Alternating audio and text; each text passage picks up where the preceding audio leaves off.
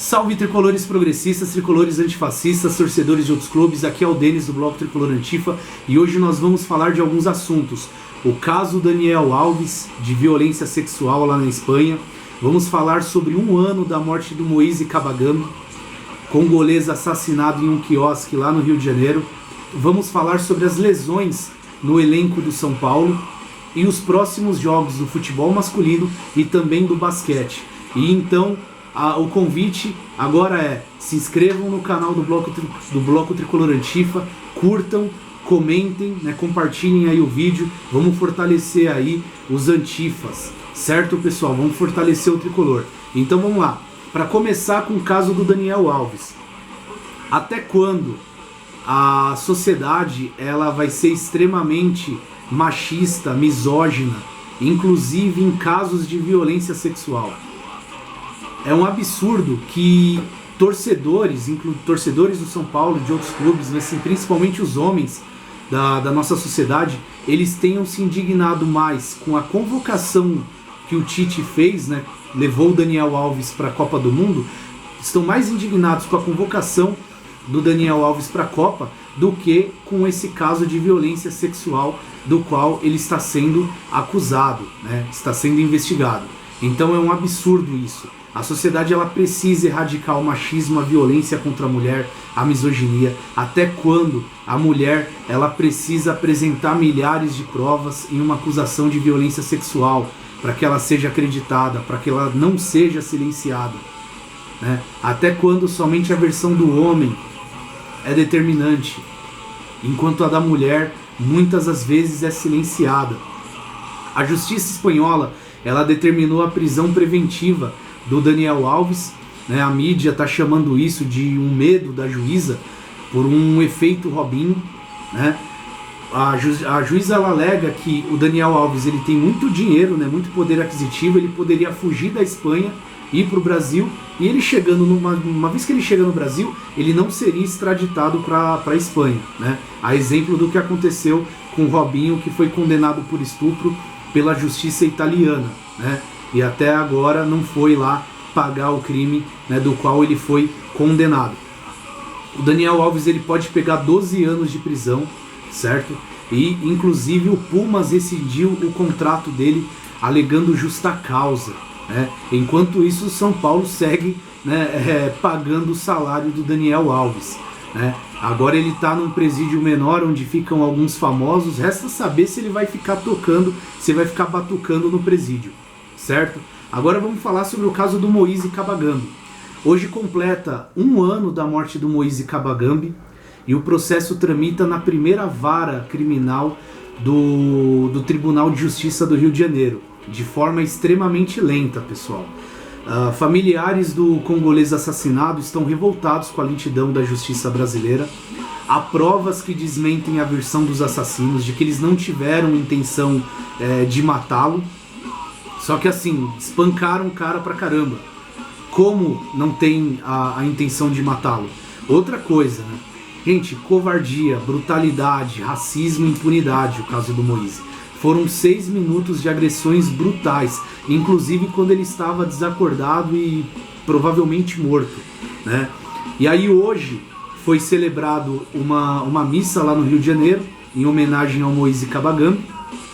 E ontem, dia 23 de janeiro, o governo federal lançou o programa de atenção e aceleração de políticas de refúgio para pessoas afrodescendentes e a implantação do Observatório Moise Kabagambe, que vai atuar para prevenir a violência contra refugiados no Brasil.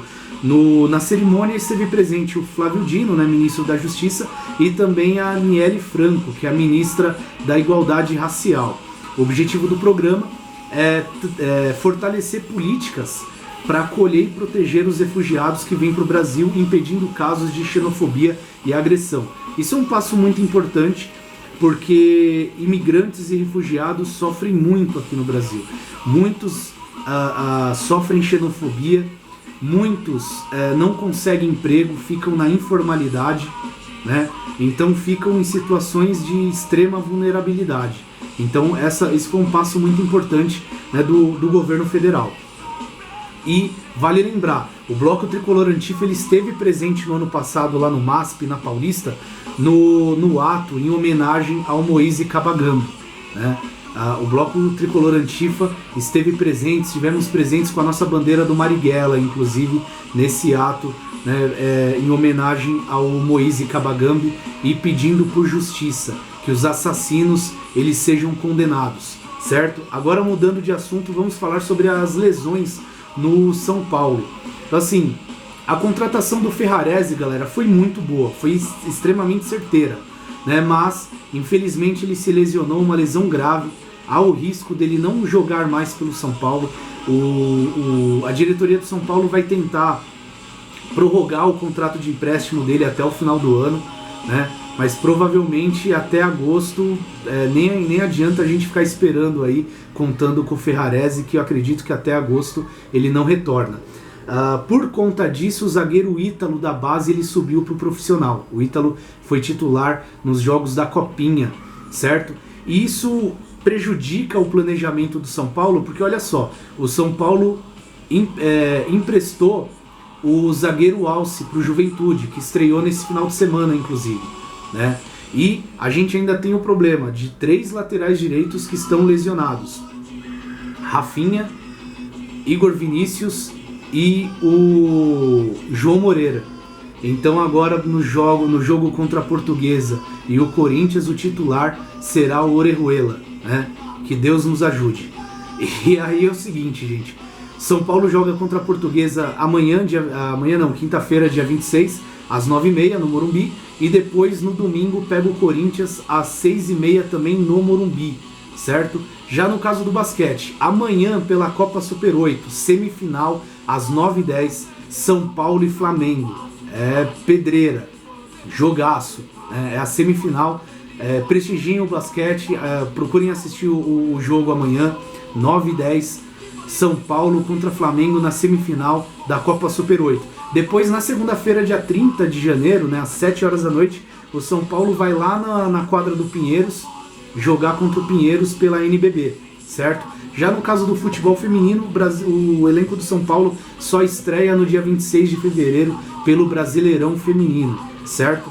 Então é isso, galera, né? E aí, para desbaratinar um pouco, hoje é um dia também importante, porque hoje se completa 1 ano que o Olavo de Carvalho ele parou de fumar.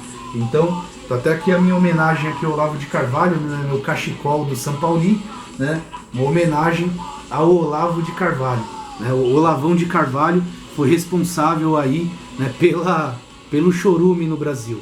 É isso aí, pessoal. Até mais. Vou ficando nessa. Falou!